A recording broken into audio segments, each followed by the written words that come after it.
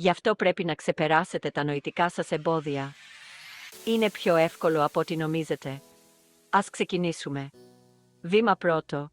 Αναγνωρίστε τα νοητικά σας εμπόδια. Τι σας κρατάει πίσω? Ο φόβος, η ανασφάλεια. Σκεφτείτε για λίγο.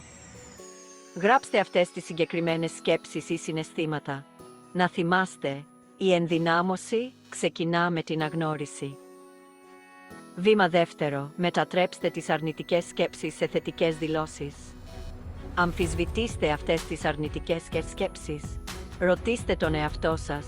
Είναι αλήθεια αυτή η σκέψη? Μετατρέψτε το «δεν είμαι αρκετά καλός» σε «είμαι ικανός και άξιος επιτυχίας». Χρησιμοποιήστε αυτές τις θετικές δηλώσεις καθημερινά. Βήμα τρίτο. Κάντε μικρές, σταθερές ενέργειες. Χωρίστε τους στόχους σας σε διαχειρίσιμα βήματα και δεσμευτείτε για καθημερινή δράση. Κάθε βήμα μπροστά χτίζει ορμή και αυτοπεποίθηση. Γιορτάστε την πρόοδό σας, όσο μικρή κι αν είναι. Τα καταφέρνετε. Ξεκλειδώστε το μυαλό σας και απελευθερώστε τις δυνατότητές σας. Πάμε.